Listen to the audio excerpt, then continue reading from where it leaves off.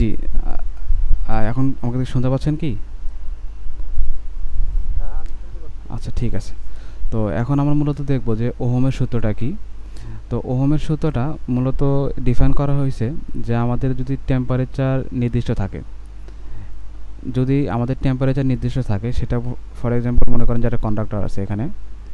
এই কন্ডাক্টরে আমাদের যে সারাউন্ডিংস আছে, এই সারাউন্ডিংসে আমাদের যে টেম্পারেচারটি, এটা যদি কনস্ট্যান্ট থাকে, টেম্পারেচারটি যদি কনস্ট্যান্ট থাকে, তাহলে এই যে পরিবাহীর যে একটা প্রান্ত, এ ধরেন এটা এ প্রান্ত, এটা হচ্ছে বির প্রান্ত, এ এবং বি। তো এর মধ্যে যে কারেন্টটা ফ্লো হবে, এই কারেন্টটা যে ফ্লো হবে, সেই কারেন্টটা হচ্ছে আমাদের সমানুপাতিক হচ্ছে ভোল্টেজের। ঠিক আছে? যে এই পরিবাহীর মধ্য দিয়ে দুই প্রান্তে যে বিভব পার্থক্যের সমানুপাতিক, অর্থাৎ কারেন্টের প্রবাহটা পরিবাহীর দুই প্রান্তের বিভব পার্থক্যের সমানুপাতিক হবে। ঠিক আছে? আর পরে আরেকটা জিনিস লিখছে, এটা হচ্ছে কি রোধের ব্যস্তানুপাতিক। তো এটা রোধের ব্যস্তানুপাতিক বলা যায়। আবার আমরা এই যে এখানে যে সমানুপাতিক চিহ্নটা আছে, এই সমানুপাতিক চিহ্নর জন্য আমরা লিখতে পারি এটা হচ্ছে 1/r। অর্থাৎ এটা এটাই বোঝায় যে এই পরিবাহীর রোধ যত বেশি হবে, আমাদের যে কারেন্ট ফ্লোটা তত কম হবে। অর্থাৎ এই পরিবাহী যে পরিমাণ যত বেশি বাধা দিবে, কারেন্ট ফ্লোটা তত কম হবে। ঠিক আছে? আচ্ছা, আমি যদি আরেকটু সিম্পলিফাই করে বলি, মনে করেন যে এখানে একটা পয়েন্ট আছে, এখানে একটা পয়েন্ট, এটা হচ্ছে এ পয়েন্ট, এটা হচ্ছে বি পয়েন্ট। এটা ওহমের এই সূত্রটা আমাদের পুরো ডিসি সার্কিটের আমাদের হচ্ছে মূল চালিকা শক্তি হচ্ছে আমাদের ওহমের সূত্র। এই একটা সূত্র ভালো করে বুঝলে আমরা যে কোনো কনসেপচুয়াল ম্যাথ একদম ইজিলি করতে পারবো।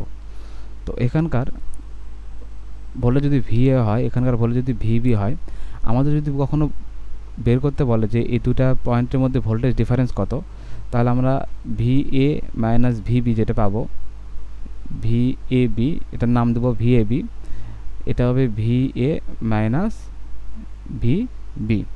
অর্থাৎ আমাদের এ পয়েন্টটা এটা হচ্ছে পজিটিভ আর বি পয়েন্টটা নেগেটিভ। তো সেটাই ওহমের সূত্র বলছে যে এই পরিবাহীর মধ্যে এ থেকে বিতে যে কারেন্টটা ফ্লো হচ্ছে, এ থেকে পজিটিভ থেকে কারেন্ট বের হবে, বিতে যে কারেন্টটা ফ্লো হবে সেটা এই দুটা বিভব পার্থক্য, অর্থাৎ এ ভি একটা বিভব এবং ভিবি একটা বিভব, এটার যে পার্থক্য এটার সাথে সমানুপাতিক হবে। ঠিক আছে? আচ্ছা, আশা করছি ওহমের সূত্র বুঝতে পারছেন। আর কোনো কনফিউশন আছে থাকলে বলবেন।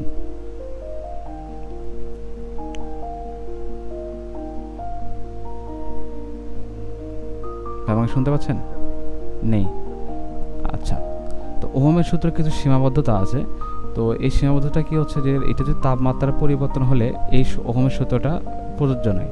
আমি কিন্তু আগে বলছিলাম যে এটা হচ্ছে টেম্পারেচার কনস্ট্যান্ট হবে এবং ডিসিতে ভালো ফল পাওয়া গেলেও এসিতে ভালো ফল পাওয়া যায় না। তো এসিতে ভালো ফল পাওয়া যায় না কেন? তার কারণ হচ্ছে এসিতে আমাদের অ্যাঙ্গেল ক্যালকুলেশন করতে হয়।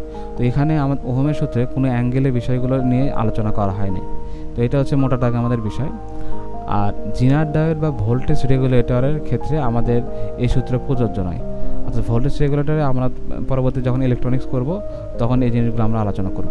আপাতত আমরা এখান থেকে স্কিপ করতেছি। আচ্ছা, এই টপিক্সের পরে আমরা যে জিনিসটা দেখব সেটা হচ্ছে যে আমাদের সেটা আমরা যেটা দেখবো সেটা হচ্ছে ভোল্টেজ সোর্স। আমাদের ভোল্টেজ সোর্সের আমরা সিরিজ সার্কিটে দেখে আসছি যে আমাদের সিরিজ সার্কিটে এখানে কি ইউজ করা হয়েছে, একটা সোর্স ইউজ করা হয়েছে। তো এটা হচ্ছে আমাদের ভোল্টেজ সোর্স। তো ভোল্টেজ সোর্সের কিছু বৈশিষ্ট্য আছে। ভোল্টেজ সোর্স হচ্ছে, আপনি যেখানে সিরিজ সার্কিট ইউজ করছেন, এখানে তিনটা রেজিস্টার ইউজ করছেন, আপনি চাইলে এখানে 4টা 5টা 10টা যা ইচ্ছা আপনি ইউজ করতে পারেন। সেটা যাই করেন না কেন, এইটার ভোল্টেজ সোর্সের ভ্যালুটা কোনো পরিবর্তন হবে না। ভোল্টেজ সোর্সের ভ্যালুটা কী হবে না, কোনো পরিবর্তন হবে না। এই জন্য এটাকে বলা হয় ইন্ডিপেন্ডেন্ট সোর্স। ঠিক আছে? এটাকে বলা হয় ইন্ডিপেন্ডেন্ট সোর্স। অর্থাৎ এখানে আপনি রেজিস্টার লাগান বা অন্য যাই কিছু কানেক্ট করেন, এখানে ভোল্টেজ সোর্সের কোনো পরিবর্তন হবে না। এটা হচ্ছে আমাদের ভোল্টেজ সোর্সের একটা বৈশিষ্ট্য। আর ভোল্টেজ সোর্স হচ্ছে দুই প্রকার হতে পারে। একটা হতে পারে আপনার ডিসি, আর একটা হতে পারে এসি। তো যেহেতু আমরা ডিসি সার্কিট পড়তেছি, এজন্য ভোল্টেজ সোর্সকে আমরা গোল দ্বারা প্রকাশ করি, এরকম সার্কেল, এবং তার ভেতরে পজিটিভ এবং নেগেটিভ। ওকে, এবং ভোল্টেজ সোর্সের একটা বৈশিষ্ট্য হচ্ছে ভোল্টেজ সোর্স আমরা আইডিয়ালি ভোল্টেজ সোর্স এমন হতে পারে যার রেজিস্ট্যান্স নেই বললেই চলে, রেজিস্ট্যান্স অ্যাপ্রক্সিমেটলি জিরো। এখন কেন জিরো? কারণ হচ্ছে রেজিস্ট্যান্স যদি জিরো হয় তাহলে এর মধ্যে দিয়ে সঠিক পরিমাণে কারেন্ট ফ্লো হতে পারবে, যেটা আমরা একটু আগে আমরা এই যে ওহমের সূত্র থেকে বলতে পারছি যে রেজিস্ট্যান্স এই পরিবাহীর যত বেশি হবে, এই যে রেজিস্ট্যান্স যত বেশি হবে কারেন্টের ফ্লোটা তত কম হবে, বাধা যত বেশি হবে কারেন্টের ফ্লোটা তত কম হবে। তো সিমিলারলি আমাদের ভোল্টেজ সোর্সের বৈশিষ্ট্য হতে হবে যে রেজিস্ট্যান্স যাতে কম হয়, যে একদম নাই এরকম, তাহলে আমাদের ভোল্টেজ সোর্স থেকে সম্পূর্ণ পরিমাণে ভোল্টেজই এই সার্কিটে পাস হতে পারবে। এখন যদি আমরা তো আইডিয়ালি বলতে পারি যে রেজিস্ট্যান্সের মান জিরো, কিন্তু যদি থাকে, যদি একটা ভোল্টেজ সোর্স দিয়ে তার রেজিস্ট্যান্স একটা দিয়ে দেয়, তাহলে সেক্ষেত্রে আমরা কী করব? এ সম্পর্কে কি আইডিয়া আছে ভাই? আচ্ছা, ভোল্টেজ সোর্স যেটা, এই ভোল্টেজ সোর্সের আমাদের জেনারেলি রেজিস্ট্যান্সের মান জিরো হয়, মানে এটা আইডিয়াল। জিরো কেন হয়? কারণ হচ্ছে এর মধ্যে দিয়ে যেন সহজে কারেন্ট ফ্লো হতে পারে, অর্থাৎ এই সোর্সের মাধ্যমে যেন সব কারেন্টই ফ্লো হতে পারে। কিন্তু আমার প্রকৃতপক্ষে এরকম পাই না, কোনো জিনিসই পৃথিবীতে আইডিয়াল নেই, ঠিক আছে? তো আমরা কী করব, যে আমাদের যে ভোল্টেজ সোর্স আছে এটার রেজিস্ট্যান্স থাকবে, যদি কখনো দিয়ে দেওয়া থাকে সেটা কি করব?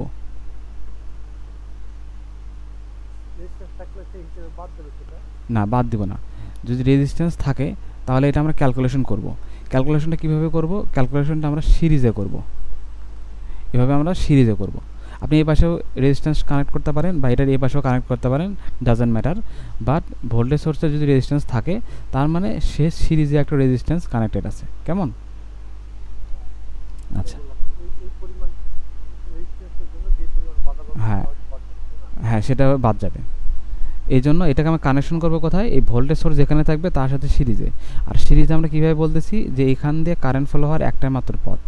আমরা সিরিজ প্যারালাল ডিফাইন কীভাবে করছিলাম, সেটা কারেন্ট ফ্লো হচ্ছে কয়টা পথ দিয়ে সেটা দ্বারা আমরা ডিফাইন করছিলাম যে সিরিজ না প্যারালাল, কেমন? জি, আচ্ছা। এরপরে আমরা যেটা দেখব সেটা হচ্ছে কারেন্ট সোর্স। কারেন্ট সোর্সটা হচ্ছে কি, এখানে সার্কিটে কি ভোল্টেজ সোর্স লাগানো আছে, এখন সার্কিটে চাইলে কারেন্ট সোর্সও লাগানো থাকতে পারে, পারে। এখানে কারেন্ট সোর্সও লাগানো থাকতে পারে, মনে করেন যে এটা হচ্ছে আইস, এটা হচ্ছে মনে করেন যে R1, এটা মনে করেন যে R2। যদি এরকম কারেন্ট সোর্স থাকে তাহলে সেক্ষেত্রে আমাদের আইডিয়ালি বলছে যে যা লোড রেজিস্ট্যান্স মানের উপর নির্ভর করে না, অর্থাৎ আগেটা ভোল্টেজ সোর্স রেজিস্ট্যান্সের কোনো মানের উপরও নির্ভর করতো না, আমাদের কারেন্ট সোর্সও রেজিস্ট্যান্সের কোনো ভ্যালুর উপরে নির্ভর করবে না। অর্থাৎ মনে করেন যে কারেন্ট সোর্সের মধ্যে 5 অ্যাম্পিয়ার কারেন্ট ফ্লো হচ্ছে, তার মানে এখানে আপনি রেজিস্ট্যান্স অ্যাড করেন, আপনি রিমুভ করেন, যা পারেন করেন, সমস্যা নাই, কিন্তু কারেন্ট সোর্সের ভ্যালু কোনো পরিবর্তন হবে না। ক্লিয়ার? এখানে একটু কন্ডিশন আছে।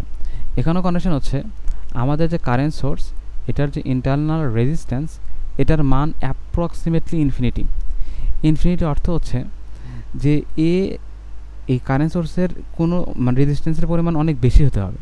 রেজিস্ট্যান্সের পরিমাণ অনেক বেশি হলে আমাদের সেই সার্কিটটা ওপেন দেখায়, রেজিস্ট্যান্সের পরিমাণ বেশি হলে আমাদের সার্কিটটা কী দেখায়? ওপেন দেখায়। আর এখানে কোনো কারেন্টই ফ্লো হতে পারবে না। হ্যাঁ জি, কোনো কারেন্টই ফ্লো হতে পারবে না। কিন্তু প্রকৃতপক্ষে আমরা আইডিয়াল কারেন্ট সোর্স কখনোই বানাতে পারি না। এজন্য আমাদের কী করতে হয়, আমাদের যদি কখনো এরকম কারেন্ট সোর্সের সাথে রেজিস্ট্যান্স দেওয়া থাকে সেক্ষেত্রে আমরা কী করব? এটা একটা কোশ্চেন। আচ্ছা, আমরা কি জানি যে আসলে কী করবো রেজিস্ট্যান্সটা? আচ্ছা আচ্ছা, দেখেন আমরা কারেন্ট সোর্সের সাথে যদি কোনো রেজিস্ট্যান্স থাকে বা ইন্টারনাল রেজিস্ট্যান্স যেটাকে বলা হয় সেটা যদি দেওয়া থাকে তাহলে আমরা এই কারেন্ট সোর্সের সাথে এটাকে আমরা প্যারালালে সংযোগ করব। প্যারালাল সংযোগ কীভাবে বুঝলাম? কারণ এই কারেন্টে এদিক দিয়ে ফলো হওয়ার পরে এই দুইটা ব্রাঞ্চে ভাগ হয়ে যাচ্ছে। আমরা তো ব্রাঞ্চ পড়েছিলাম, ব্রাঞ্চ হচ্ছে এই একটা যে উপাদান এটা হচ্ছে আমাদের ব্রাঞ্চ, এখানে একটা উপাদান, একটা ব্রাঞ্চ, তো দুই ভাগে ভাগ হয়েছে। আবার সিমিলারলি দেখেন এই পয়েন্টে এসে দুই ভাগে আবার যুক্ত হয়েছে। এ পাশে যা থাকে থাক, সমস্যা নাই, কিন্তু এখানে দুই ভাগে তো ভাগ হয়েছে, ভাগ হওয়ার পরে আবার হচ্ছে এদিক দিয়ে আবার এখানে এসে সিমিলার এক পয়েন্টে যুক্ত হয়েছে, তাহলে আমরা বলতে পারছি প্যারালাল। তো এই ক্ষেত্রে আমাদের রেজিস্ট্যান্সটা প্যারালালে থাকবে। কেমন? কারেন্ট সোর্সের ইন্টারনাল রেজিস্ট্যান্স যদি কখনো দেওয়া থাকে সেটা প্যারালালে কানেকশন করতে হবে। আর আইডিয়ালি কারেন্ট সোর্সের কারেন্টের ভ্যালু কখনো চেঞ্জ হয় না। ঠিক আছে? ওকে, আচ্ছা এখানে আপনাদের থিওরি বলা আছে, আমি বইটা এই জন্য দেখাচ্ছি যাতে আমাদের কোনো টপিকস মিস না যায়। ঠিক আছে? ইন্ডিভিজুয়াল যেন প্রত্যেকটা টপিকস আমাদের ক্লিয়ার হয়ে থাকে। আচ্ছা, পরের যে টপিকসটা আমরা দেখব সেটা হচ্ছে যে আমাদের ডিসি সার্কিটে আমাদের কি কি আসলে ইউজ হয়। আমরা ডিসি সার্কিটে এখানে দেখেন যে আমরা ইউজ করতেছি আর, এক্সএল, এক্সসি এবং জি। তো আর হচ্ছে আমাদের রেজিস্ট্যান্স, এক্সএল যেটা, যে আমাদের যদি আর যেটা, এটা হচ্ছে রেজিস্ট্যান্স, যেটা হচ্ছে এক্সএল, এটা হচ্ছে ইন্ডাকটিভ রিঅ্যাক্ট্যান্স। এটা হচ্ছে আমার কি ইন্ডাকটিভ রিঅ্যাক্ট্যান্স। এক্সসি যেটা, আচ্ছা আমি একটু সোজা করে নিই, যেটা হচ্ছে আমাদের এক্সসি, এটা হচ্ছে ক্যাপাসিটিভ রিঅ্যাক্ট্যান্স। এটা হচ্ছে আমাদের কি ক্যাপাসিটিভ রিঅ্যাক্ট্যান্স, এবং ক্যাপাসিটিভ রিঅ্যাক্ট্যান্সটা লিখলাম না। এবং এটা হচ্ছে যেটা আমাদের জি, এটা হচ্ছে আমাদের কন্ডাক্ট্যান্স। জিটা আমার কি, জিটা হচ্ছে কন্ডাক্ট্যান্স। সি, তো রেজিস্ট্যান্সের উল্টা বলতে এটা এই যে এখানে বলছে যে কন্ডাক্ট্যান্স হচ্ছে রেজিস্ট্যান্সের বিপরীত। ঠিক আছে? তো জি সমান আমরা লিখতে পারি 1/r। আচ্ছা, এগুলো আমরা একটু ডিসকাশন করি যে আসলে জিনিসটা কি। তো রেজিস্ট্যান্স, আমি যদি প্রথমে আসি যে আমাদের রেজিস্ট্যান্সটা কি, রেজিস্ট্যান্স হচ্ছে তো আমাদের টোটাল যে বাধাটা, এটা হচ্ছে আমাদের রেজিস্ট্যান্স। তো এর কাজই হচ্ছে বাধা দিবে। আর ইন্ডাকটিভ রিঅ্যাক্ট্যান্স হচ্ছে আমাদের সার্কিটে এই যে ইন্ডাক্টরটা আছে, এই ইন্ডাক্টর কী পরিমাণ বাধা দিচ্ছে সেটা। তো এক্সএল এর সূত্র হচ্ছে 2πfl। তো আমাদের ডিসিতে যেহেতু ফ্রিকোয়েন্সি ইউজ হয় না, এটা 0, এর জন্য এক্সএল এর মান আমাদের 0। আর আমরা জানি যে কোনো কিছু 0 মানে সেটার একটা শর্ট পাথ। ঠিক আছে? তো যদি কখনো এরকম ডিসি সার্কিটে এরকম ইন্ডাকট্যান্স দেওয়া থাকে, তাহলে সেটা আমাদের শর্ট ধরে ক্যালকুলেশন করতে হবে। কেমন?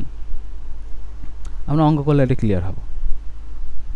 আচ্ছা, এবার আমরা যদি আসি ক্যাপাসিটিভ রিঅ্যাক্ট্যান্স। ক্যাপাসিটিভ রিঅ্যাক্ট্যান্সকে প্রকাশ করা হয় এক্সি দ্বারা, অর্থাৎ সার্কিটে যদি আমাদের কোনো ক্যাপাসিটর থাকে সি, তো এটার রিঅ্যাক্ট্যান্স, যেটা রিঅ্যাক্ট্যান্সের একক হচ্ছে ওহম। কী এগুলো? ওহম। আমরা একক নিয়ে এখনই বিস্তারিত আলোচনা করছি না, এই কারণে, কারণ এগুলো হচ্ছে এসি সার্কিটের পার্ট।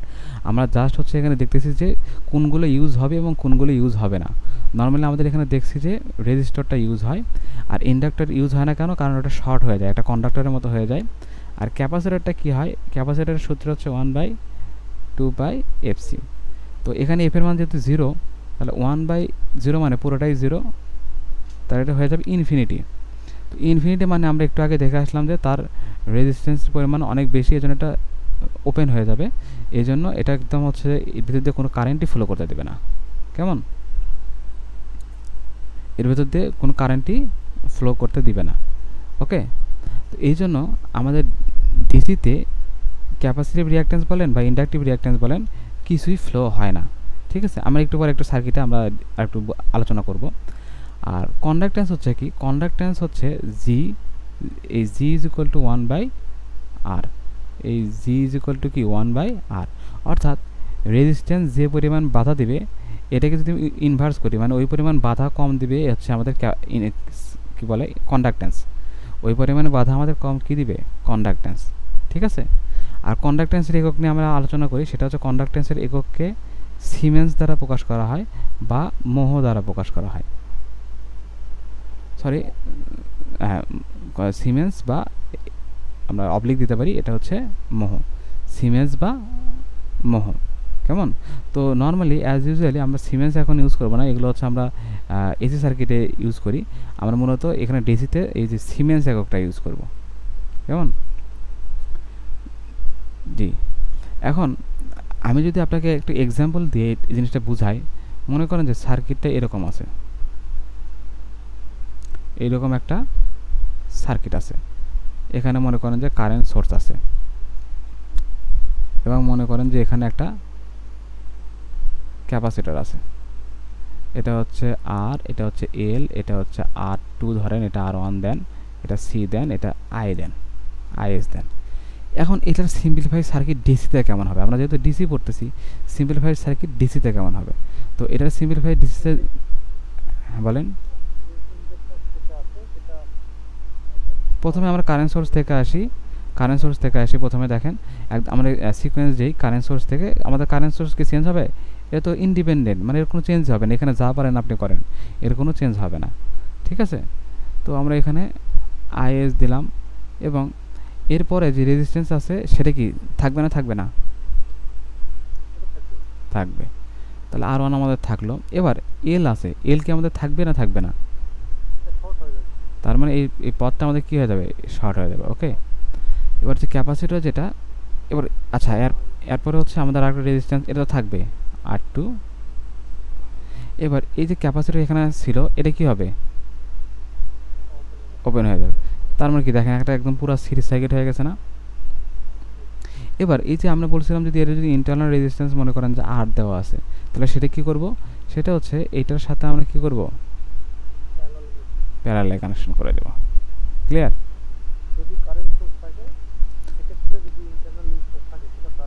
জি, ভোল্টেজ সোর্সের ক্ষেত্রে সিরিজে যোগ হবে। জি, আচ্ছা, আমি হচ্ছে টেক ইনফিনিটি নামে একটা সফটওয়্যার ইউজ করতেছি। এটা হচ্ছে মানে একটু অ্যাডভান্স, তো দেখা যাচ্ছে বারবার হচ্ছে কিছু সেটিংসের কারণে বারবার ওই একটা মেসেজ আসে। আচ্ছা, আমার মেসেজ দিছে।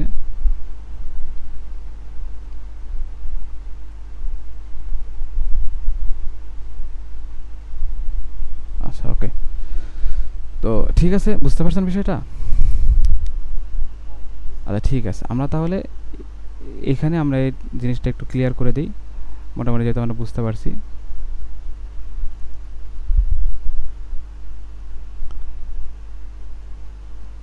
আচ্ছা,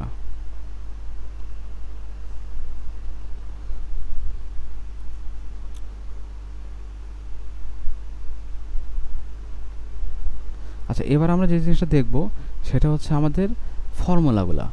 তো মজার বিষয় হচ্ছে ডিসি সার্কিটে একটা মোস্ট ইম্পর্টেন্ট টপিকস, আমরা যখন কোশ্চেন অ্যানালাইসিস করছি তখন জিনিসটা বুঝতে পারছিলাম। আমরা বুঝছিলাম যে ডিসি সার্কিট থেকে প্রতিটা পরীক্ষায় কিন্তু একটা করে ম্যাথ মাস্ট থাকে, আর শুধুমাত্র ডিসি সার্কিট থেকে না থাকলেও ডিসি এবং এসি থেকে মাস্ট একটা অঙ্ক থাকেই। আমি দেখছিলাম না কি না? আচ্ছা, তো মজার বিষয় হচ্ছে ডিসি সার্কিট থেকে একটা অঙ্ক থাকলেও ডিসি সার্কিটের সূত্র নেই বললেই চলে, ঠিক আছে? মানে ডিসি সার্কিটের সূত্র খুবই কম, নেই বললেই চলে। তো ডিসি সার্কিটের সূত্র হচ্ছে একটাই মাত্র সূত্র, সেটা হচ্ছে ওই যে আমরা একটু আগে যেটা দেখলাম যে আই সমানুপাতিক ভি, বা এটাকে লেখা যায় হচ্ছে সমানুপাতিক উঠাই দিয়ে 1/r গুণন ভি। তাহলে এখানে লিখতে পারেন আপনার হচ্ছে V/r। তো এটাই এখানে হচ্ছে লিখছে I = V/r। আবার এই আরটা যদি এখানে গুণ করে দেন তাহলে কি হবে? IR = V, বা আপনি V সমান বলতে পারেন IR। আবার R সমান কি বলতে পারেন? V এই I কে ডিভাইডেড করে দিতে পারেন কি না? আচ্ছা, কিন্তু আমি নর্মালি সাজেস্ট করি হচ্ছে এইরকম মানে কি বলে ট্রান্সফর্ম সূত্রগুলো মনে না রাখতে। ট্রান্সফর্ম সূত্রগুলো মনে রাখলে সূত্র পরিমাণ অনেক বেড়ে যায়, কিন্তু আমি ডিসি সার্কিটের ক্ষেত্রে সাজেস্ট করবো যে আপনি তিনটাই মনে রাখেন, ঠিক আছে? অন্য জায়গায় আপনি মনে নাও রাখতে পারেন বা দরকারও নেই, কিন্তু ডিসি সার্কিটের ক্ষেত্রে আপনাকে তিনটা ফর্মেটই মনে রাখতে হবে, কারণ এখানে সূত্র এখানে মাত্র যে কয়টা দেওয়া আছে এই কয়টাই, ঠিক আছে? তো এগুলো হচ্ছে আপনি ইন্ডিভিজুয়ালি মনে রাখেন যে I সমান V/r, V সমান IR, R সমান V/I। কেমন? জি, এটাই হচ্ছে আমাদের ডিসি সার্কিটের সূত্র। এবং পাওয়ার সমান হচ্ছে আমাদের P = VI। P = কি? VI, অর্থাৎ এই মোট ভোল্টেজ এবং মোট কারেন্টের গুণফলই হচ্ছে আমাদের কি? পাওয়ার। তারপরে এই যে এখানে আপনাকে যদি আমি দেখাই P সমান VI, এবার আমরা এখানে V সমান কি লিখতে পারি? IR। তো এই IRটা যদি আমি বসাই IR গুণন I, এখানে তো আমরা লিখতে পারি I²R, ঠিক আছে? এই যে আমরা I²R, আবার V²/R লিখতে পারি। কেমন? এবার তাপমাত্রার পরিবর্তনে রোধের পরিবর্তন, অর্থাৎ তাপমাত্রা যদি চেঞ্জ হয়, তো এই সূত্রটাকে এভাবে আমরা লিখতে পারি যে R T is equal to R naught 1 plus alpha delta. তো ডেল টিকে এরা এইভাবে লিখছে যে ইনিশিয়াল তাপমাত্রা মাইনাস ফাইনাল তাপমাত্রা, এর ডিফারেন্স হচ্ছে আমাদের ডেল টি, অর্থাৎ তাপমাত্রার পরিবর্তনের সাথে রেজিস্ট্যান্সের ভ্যালুটা সমানুপাতিক। তো আমি আপনাকে চাইবো যে প্রথমে সমানুপাতিক জিনিসটা বুঝাইতে। মনে করেন y ইজ ইকুয়াল টু আছে 4x, ঠিক আছে। এবার আপনি লেট যে x ইজ ইকুয়াল টু মনে করেন 1 2, এখন যা ইচ্ছা ধরেন। তো আপনি y সমান যদি x এর মান যদি 1 বসান তাহলে কত পাবেন 4, যদি 2 বসান কত পাবেন 2 গুণন 4 8 পাবেন কিনা। তার মানে দেখেন এখানে যখন x এর মান বাড়তেছে তখন আমাদের y এর ভ্যালু বাড়তেছে। এবার যদি আপনি y সমান x এর ভ্যালু আপনি এক কাজ করলেন, হাফ বসালেন মানে 0.5 বসালেন, তাহলে মান কি করে পাবেন, কম পাবেন না। তার মানে যখন এটার মান কমাইলেন তখন y এর ভ্যালুটা কি হবে, কমবে না বাড়বে, কমতেছে। তো এই যে x এই পাশে x এর ভ্যালু বাড়াইলে y এর ভ্যালু যে বাড়ছে, x এর ভ্যালু কমাইলে y এর ভ্যালু যে কমছে, এটাকে বলা হয় সমানুপাতিক, ঠিক আছে। তো সিমিলারলি এই যে রেজিস্ট্যান্স, যেটা রেজিস্ট্যান্স হচ্ছে এখানে তাপমাত্রার সাথে সমানুপাতিক, কারণ দেখেন এটা হচ্ছে আমাদের এইভাবে আছে যে এখানে যদি আমি এখানে ভ্যালুটা বাড়াই তাহলে এখানে আমাদের ভ্যালুটা বাড়বে, ঠিক আছে। আমি আপনাকে একটা এক্সাম্পল দিই। মনে করেন আমাদের ইনিশিয়ালি রেজিস্ট্যান্স আর নট ছিল হচ্ছে 2 ওহম, ঠিক আছে। এখন মনে করেন যে এখানে আমাদের আলফার ভ্যালুটা আমাদের কনস্ট্যান্ট, এটা হচ্ছে 1/273, যদিও বা এটা হচ্ছে বিভিন্ন পরিবাহীর ওপর ভ্যারি করে। আপনি অ্যালুমিনিয়াম ইউজ করতে পারেন, কপার ইউজ করতে পারেন, অন্য যা কিছু ইউজ করেন প্রত্যেকের জন্য এটা ভ্যারি করবে, কেমন। এবং ডেল টির মান মনে করেন যে 3 হয়েছে। এখন আপনি আর টি বের করতে চান, অর্থাৎ 3 ডিগ্রির পরিবর্তনে রেজিস্ট্যান্স কতটুকু পরিবর্তন হয়েছে কি হয়েছে না। তো দেখেন আপনি এখানে সূত্র বসান বা এখানে বসান, R T is equal to R নটের ভ্যালু প্রথমে ছিল মনে করেন 2, 1 প্লাস আলফার ভ্যালু মনে করেন যে 1/273 গুণন টির ভ্যালু চেঞ্জ হয়েছে কত 3, ঠিক আছে। এখন আপনি যদি ক্যালকুলেশন করেন তাহলে আর টির ভ্যালু কত পাবেন, আর টির ভ্যালু পাবেন হচ্ছে, দেখেন আমি আপনাকে ক্যালকুলেশন করে দেখাই। আপনার কাছে ক্যালকুলেটর আছে? আচ্ছা ক্যালকুলেশন করেন, দেখেন কত হয়। 1 প্লাস 273/3,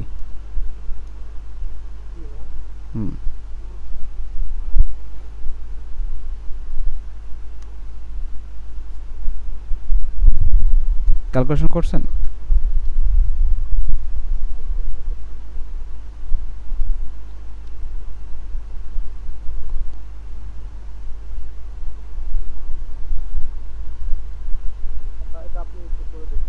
আচ্ছা 2 গুণন 1 প্লাস 1/273 গুণন হচ্ছে 3, এটা ক্যালকুলেশন করলে আপনি পাবেন হচ্ছে 2.0219 বুঝি নাই জি, এটা 1, এটা আমাদের সূত্রে 1 ছিল। আচ্ছা না সূত্রে যে 1 ছিল।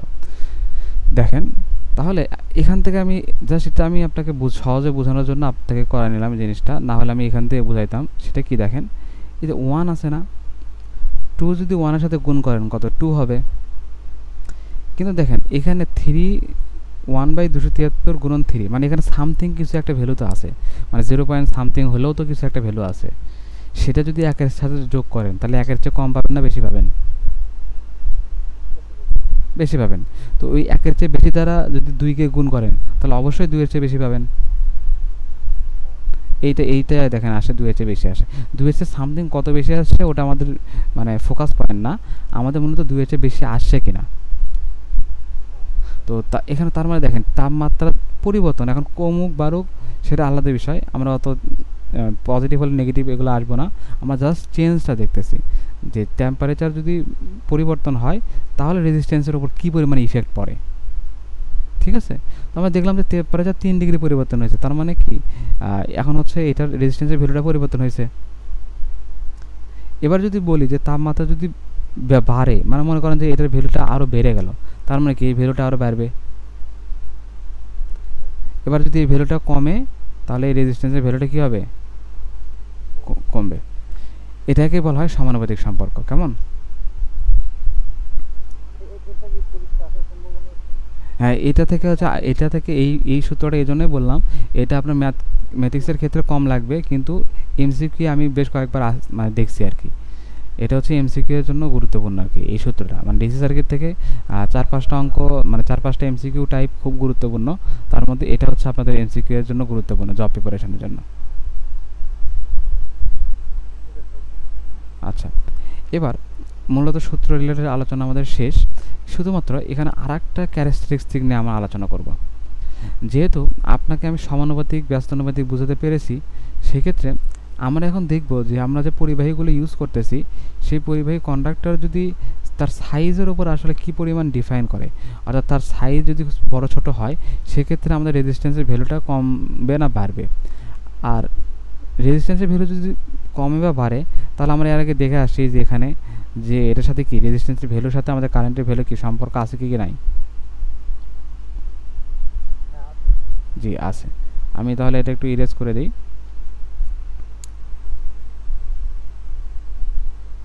আচ্ছা, আমি তাহলে একটু ওপেন বোর্ডে চলে যাই।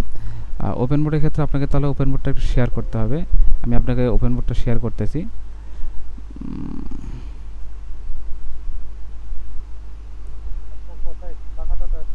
আচ্ছা, নেটওয়ার্কের কারণে মেবি আপনাকে আমি ওপেন বোর্ডটা শেয়ার করতেছি। আচ্ছা, আমাদের একটু স্পেস লাগবে, তো এই জন্য আমরা ওপেন বোর্ডে চলে গেলাম। আচ্ছা, ওপেন বোর্ডটা দেখতে পারতেছেন? জি, ক্লিয়ার না? আচ্ছা, তো দেখেন আমরা যদি এখানে একটু দেখি, আমরা কালারটা একটু চেঞ্জ করে নিই। কালারটা আমাদের ব্ল্যাক না নিই, আমরা হচ্ছে অরেঞ্জের নেই। তো দেখেন, আর আমাদের এখানে ওপেন বোর্ডে ইয়ার সূত্রটা যেটা হচ্ছে R is equal to, sorry, open বোর্ডে এই জন্য নিলাম আমাদের ইরেজ করতে আমাদের এখানে সুবিধা হয় আর কি। R is equal to rho L by A, অর্থাৎ আর আমরা কি জানি, আই সমান ভি বাই আর। আমাদের ডিসি সার্কিটে আমাদের ভ্যালু বের করতে হবে আই ভি আর, বিভিন্ন সার্কিটের জন্য এগুলো বের করতে হবে। এখন মনে করেন যে এখানে একটা পরিবাহী আছে, এই পরিবাহীর এটাকে বলা হয় লেংথ, আর এইটা হচ্ছে প্রস্থচ্ছেদের ক্ষেত্রফল এ, ঠিক আছে। আর এই পরিবাহী যে পদার্থের তৈরি তার আপেক্ষিক ঘনত্ব হচ্ছে রো। এখন আমি যদি আপনাকে বুঝাইছি যে ওপরে যদি কোনো কিছু থাকে তাহলে সেটাও হবে সমানুপাতিক, ঠিক আছে। আচ্ছা, তো মনে করেন যে আমাদের পরিবাহীটা, এই পরিবাহীর পরিবাহী তো যেটা আমি ধরেন আমরা কানেক্ট করছি সেটা তো আর আমি চেঞ্জ করতেছি না। যে পরিবাহী যে পদার্থের, ধরেন একটা প্রজেক্টে আপনি পরিবাহী নিছেন যে আপনার 100 মিটার তার লাগবে, তো আপনি তার একবার কিনে ফেলছেন, তো আপনি 30 মিটারের সংযোগ করতে পারেন, 50 মিটারের সংযোগ করতে পারেন, এটা আপ টু ইউ। কিন্তু আপনি কি একবার কেনার পরে কি আবার ওটা চেঞ্জ করে অন্য কোম্পানির বা অন্য ম্যাটেরিয়ালের তার কিনবেন? কিনবেন না। তো পরিবাহীর যে ঘনত্ব ওটা সেম থাকবে, এবং এরিয়া যদি সেমই থাকে তাহলে দেখেন আমাদের রো বাই এ সেম। এখন এখানে যাই থাকুক না কেন, আপনি যদি এল এর মান বাড়ান, অর্থাৎ আপনি যদি ধরেন যে দৈর্ঘ্য নিলেন অনেক বেশি, তাহলে দেখেন এটা কি সমানুপাতিক বাড়বে, রেজিস্ট্যান্সের মান বাড়বে না? আবার যদি আপনি দৈর্ঘ্য কম নেন তাহলে কি এটা রেজিস্ট্যান্সের মান কমবে? জিনিসটাকে বুঝতে পারছেন নাকি আমি আর একটা এক্সাম্পল দিব? আচ্ছা, বুঝতে না পারলে বলবেন, আমি এক্সাম্পল দেবো, সমস্যা নেই। আচ্ছা, এবার মনে করেন যে আপনি সেম পরিবাহীর একটা নিছিলেন, তার মানে মনে করেন আর সমান রো ঘনত্ব, মানে এক পরিবাহী সেম আছে এবং যতটুকু লেংথ নিছিলেন এটাও সেম আছে। তার মানে মনে করেন যে ওপরেরটার কনস্ট্যান্ট সমান আমরা একটা ধরলাম যে সি, ফর এক্সাম্পল ধরলাম সি। এবার মনে করেন এটার পোস্ট হচ্ছে মোটা নিছেন, আপনি যেখানে কাজ করেন সেখানে আমাদের সবগুলো কন্ডাক্টরের সাইজ কি সেম হয়? আলাদা আলাদা হয়, হয়তো বা লেংথ সেম হতে পারে কিন্তু কন্ডাক্টরের সাইজও অনেক সময় আলাদা হয়। তো সেই ক্ষেত্রে মনে করেন যে প্রস্থচ্ছেদের ক্ষেত্রফল যেটা এ, এই এর মানটা যদি বাড়ে তাহলে কি হবে? তো আমরা এটাকে বলি ব্যস্ত অনুপাতিক সম্পর্ক। মনে করেন আর সমান সি বাই মনে করেন ছিল 2, বা ধরেন আপনি সি না ধরে আপনি এটার ভ্যালু ধরেন যে 4 ধরেন, কনস্ট্যান্ট সির মান আপনি 4 ধরেন ফর এক্সাম্পল, তাহলে এখানে কত পাবেন 2। এবার ওপরের 4টা কনস্ট্যান্ট রাখলেন, এই নিচের ভ্যালুটা বাড়াইলেন 4 করলেন, তাহলে কত পাবেন 1 পাবেন। তাহলে দেখেন তো আগে ছিল 2, এটার সাপেক্ষে এটার মান কি বাড়ছে না কমছে?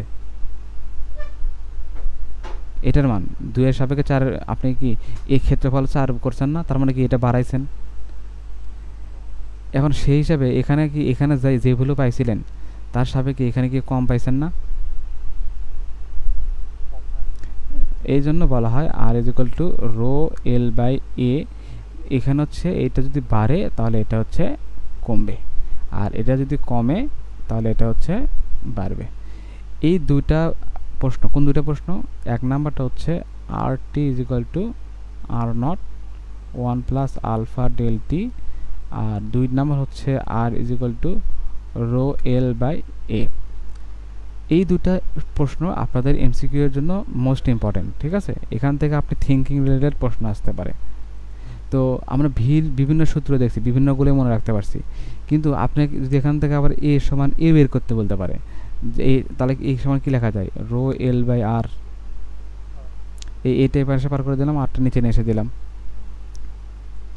তাই কি না? আপনি কি তাহলে এই সূত্র মনে রাখবেন? কখনোই না, আপনি কখনোই এই সূত্র মনে রাখবেন না। আপনি একটা মনে রাখবেন, পরে ইন্ডিভিজুয়াল আপনি ক্যালকুলেশন করে বের করবেন। ইন্ডিভিজুয়ালভাবে এভাবে সূত্র মনে রাখার কোনো প্রয়োজন নেই, কিন্তু ভোল্টেজ এবং পাওয়ারের ক্ষেত্রে আপনাকে মনে রাখতে হবে, তাহলে আমাদের বেনিফিট আসবে। ক্লিয়ার? আপনারা যদি ক্লিয়ার হন তাহলে আমরা নেক্সটে আগাবো। ঠিক আছে, তাহলে আমাদের ডিসি সার্কিটের যে বেসিকগুলো ছিল, আমাদের বেসিক যেটা, অর্থাৎ এই বেসিক টপিক্সটা আমাদের এখানেই এন্ড। আজকে আমরা কিছু ম্যাথ করব, কিছু ইজি ম্যাথ করব। আপনার কাছে কি বই আছে? আমি আমার অপর উইন্ডোতে চলে যেতাম, কিন্তু এটা হচ্ছে যে মিটে করলে একটু সুবিধা হবে, সরি গুগল ক্লাস, সরি ইয়াতে জুমে করলে একটু সুবিধা হয়, কিন্তু মিটের প্রবলেম হচ্ছে বারবার স্ক্রিন শেয়ার করতে হয়। তো ইন্ডিভিজুয়াল আমি যদি উইন্ডোতে চলে যাই তাহলে আপনাকে আবার আমার স্ক্রিন শেয়ার করতে হবে। তো এই জন্য আপনার কাছে যদি কোনো বইটা থাকে, আপনি বইয়ে অঙ্কটা বের করেন। আপনি প্রথম 3 নাম্বার পেজ বের করেন। আমরা 3 নাম্বার পেজটা আলোচনা করলাম, আপনি 3 নাম্বার পেজটা একটু চলে যান। মানে আমার কাছে আমি উইন্ডো দেখতে পারবো, কিন্তু হচ্ছে সেটা আপনাকে শেয়ার করতে হলে আমাকে আবার অপশন চেঞ্জ করতে হবে। আপনি বইয়ে বের করেন। হ্যাঁ, 3 নম্বর পেজে দেখেন টাইপ 1। আমরা টাইপ 1 যেটা, টাইপ 1-এ আমরা দেখব হচ্ছে এটা হচ্ছে আমাদের টাইপ 1। আমরা আজকে টাইপ 1 দেখব, কেমন?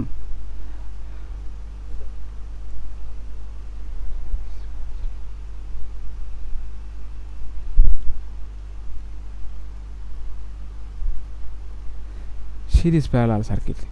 তো আমি সিরিজ প্যারালাল সার্কিটের একটা অঙ্ক করে দিচ্ছি, এবং যে সেলফ স্টাডির অঙ্কগুলো এগুলো আপনাকে আমি পরে করতে দেবো। তো একটু বি কেয়ারফুল, এই একটা টাইপের অঙ্ক বুঝতে পারলে আপনি সবগুলো বুঝতে পারবেন, ঠিক আছে? তো সিরিজ প্যারালাল সার্কিটের অঙ্কগুলোকে মাঝে মাঝে মিক্স সার্কিটও বলা হয়। কি বলা হয়? Mix circuit. কেন মিক্স সার্কিট বলা হয়? আপনি 3 নম্বর অঙ্কটা নেন, আপনি এক্সাম্পল যে 3 আছে, এই 3 নম্বর অঙ্কটার দিকে তাকান। অঙ্কটা দেখছেন? এবার আপনি অঙ্কটা বন্ধ করেন। আমি এটা হচ্ছে ফিগারটা আমি এখানে আঁকাচ্ছি, ঠিক আছে? আপনার বই দেখার আর কোনো প্রয়োজন নেই, ঠিক আছে? আমি এখানে আপনাকে জাস্ট আইডিয়ার জন্য বইটা দেখতে বললাম, যে আমরা আসলে কোথায় আছি। আমরা যেহেতু টপিকস ধরে ধরে আঁকাচ্ছি, এই জন্য আমাদের কোনো টপিক্সে আশা করা যায় স্কিপ হবে না, কেমন? আর চাকরি পরীক্ষার ক্ষেত্রে আপনার যদি একটা টপিক স্কিপ হয়, ওখান থেকে প্রশ্ন আসলে তো আপনি আর পারবেন না।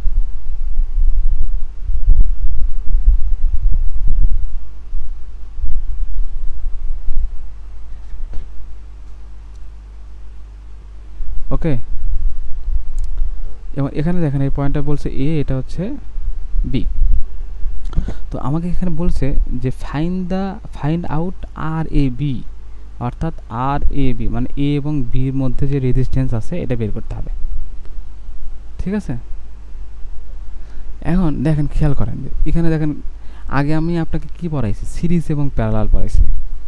কি পড়াইছি? সিরিজ এবং প্যারালাল পড়াইছি। কিন্তু আপনাকে কি হচ্ছে, আমি ইন্ডিভিজুয়ালি সিরিজ প্যারালালকে একসাথে পড়াইছি? একসাথে পড়াইনি। সিরিজ পড়াইছে আলাদা, প্যারালাল পড়াইছে আলাদা। এবার দেখেন এই সার্কিটের দিকে খেয়াল করেন, দেখেন এই যে 2 এবং 6, এখানে কারেন্ট যাওয়ার একটাই মাত্র পথ না, এটা হচ্ছে সিরিজ। এবার এই যে 8 এবং 8 খেয়াল করেন যে এখানে যে কারেন্টটা আসছে, দুইটা পয়েন্টে ভাগ হয়ে আবার এখানে দুইটা পয়েন্ট সেম জায়গায় আসছে না? হ্যাঁ, তাহলে কি দেখেন, আমাদের মূল হচ্ছে এটা হচ্ছে প্যারালাল এবং এটা হচ্ছে সিরিজ। তাহলে দেখেন এই সিরিজ এবং প্যারালাল একই সার্কিটে আছে, তাহলে এটা আমাদের কি হবে? মিক্স সার্কিট হবে। ওকে, আচ্ছা। তো এগুলো নর্মালি আপনি হয়তো অনেকটা বেশি পারেন। আমি জাস্ট শুরুর জন্য আমি এটা শুরু করতেছি। সেটা হচ্ছে আমাদের এই ক্যালকুলেশনগুলো সবসময় শেষ প্রান্ত থেকে করতে হয়। কোন প্রান্ত? শেষ প্রান্ত। তো দেখেন, আমরা তো প্যারালাল কীভাবে লিখতে হয় সেটা তো বলছি, যে R1 প্যারালাল আমরা R2 এইভাবে লিখি, তাই কি না? আচ্ছা, তো দেখেন 2 এবং 6 এটা কিসে আছে? সিরিজে আছে না? সিরিজে থাকলে আমরা এখানে লিখতে পারি আর এ বি, তাহলে 2 এবং 6 সিরিজে আছে, তাহলে আমরা সরাসরি লিখতে পারি না 8। এবার এটার সাথে এই যে পয়েন্টটা, এটার সাথে দেখেন তো এই কারেন্টে এসে এখানে ভাগ হয়েছে না? তাহলে আমরা এটা প্যারালাল আছে, তাহলে পুরোটা কি আমরা কি লিখতে পারি? প্যারালাল করে লিখতে পারি। এখন দেখেন প্যারালাল করে লেখার পরে এই দুইটা কি প্যারালালে আছে, তাহলে আমরা এখানে সিম্পলিফাই করে নিই, 8 প্যারালাল 8, এই দুটো কি প্যারালালে আছে, তাহলে এটা হবে কত? 4 হবে। তাহলে এই 4 এটা আমি ক্যালকুলেশন করে কত পেলাম? 4। এই 4 এটার সাথে কিসে আছে? সিরিজে আছে না? বুঝছেন? তাহলে 4 এবং 4 কত হবে? 8 হবে।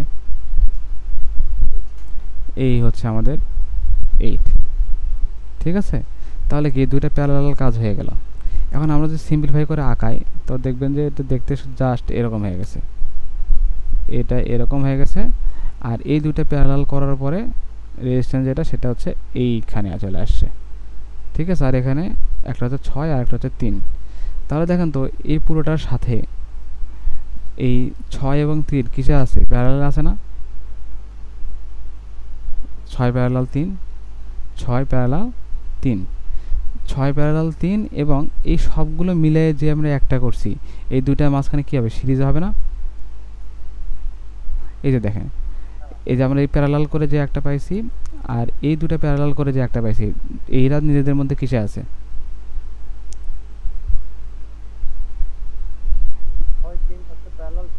তাহলে প্যারালাল করলে কি এরকম সিরিজ একটা আসবে, আর এখানে এই একটা আর প্রাইম আসবে, আর এখানে মনে করেন 6 প্যারালাল 3 আসবে, তাই কি না?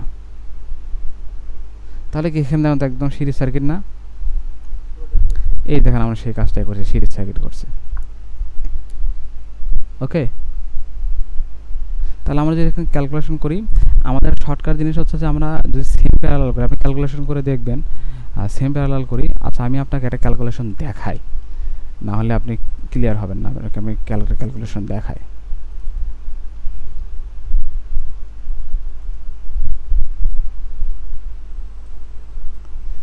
আপনাকে আমি একটা ক্যালকুলেশন দেখাই। আপনাকে আমি ক্যালকুলেটরে এটা হচ্ছে ক্যালকুলেশনটা আমি আরেকটা দেখাচ্ছি। সেটা হচ্ছে আপনাকে আমি ক্যালকুলেটর শেয়ার করব। ঠিক আছে, ক্যালকুলেটর দেখতে পাচ্ছেন? জি। এখন দেখেন আমাদের ছিল হচ্ছে 8 প্যারালাল। ঠিক আছে, আমরা এক কাজ করি, এখানে সেটা কি আপনার কাছে কি এই ক্যালকুলেটর আছে নাকি ইএস প্লাস? ES plus. আচ্ছা, তো সিমিলার গ্রাফিক্স আসবে। তো এটার ক্ষেত্রে আমরা কমনে যাব, কমন হচ্ছে 1 নম্বরে আছে। আচ্ছা, আমরা কি করব, যে এখানে ব্র্যাকেট দেব 8, এটার উপর আমরা প্যারালাল দেব, প্যারালাল হচ্ছে inverse, plus 8 inverse bracket inverse, এটা পাবেন হচ্ছে কত? 4 পাবেন। ওকে, আমার আর একটা কী ছিল, 6 প্যারালাল প্লাস 3 প্যারালাল, এটা ক্যালকুলেশন করলে কত পাবেন? 2 পাবেন। তাহলে আমি আপনাকে আবার আমাদের ইয়েতে নিয়ে চলে যাই, আমাদের যে ওপেন বোর্ডটা আছে আমি ওপেন বোর্ডটা নিয়ে চলে যাই। আমি একটু ওপেন বোর্ডটা ওপেন করে রাখি।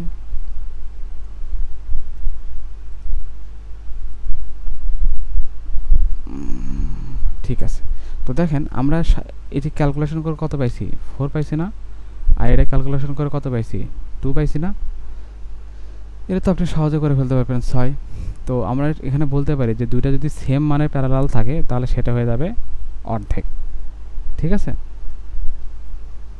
তো এইভাবে আপনি সিম্পল ক্যালকুলেশন করে আপনি হচ্ছে এই সিরিজ প্যারালাল রেজিস্ট্যান্সের ভ্যালুটা বের করতে পারেন। এখন যদি আপনাকে বলতো যে এখানে এই অঙ্ক তো এই পর্যন্ত এসে, সেটা হচ্ছে আপনার অ্যান্সার, এবং এটার একক হচ্ছে অবশ্যই ওহম। ঠিক আছে, আমি একটু আপনাকে হাইড করে জিনিসটা একটু ইয়ে করে দিই। এখানে আপনাকে কিন্তু মাস্ট বি একক দিতে হবে। ঠিক আছে, বি কনসার্ন ওহম, আর এটা হচ্ছে আমাদের অ্যান্সার। ওকে, এখন এখানে যদি কোনো ভোল্টেজ সোর্স দিয়ে দিত, মনে করেন যে এখানে হচ্ছে যে কত দিন, ধরেন 12 ভোল্টের একটা ভোল্টেজ সোর্স দিল, তাহলে এখন বের করতে বলছে আই।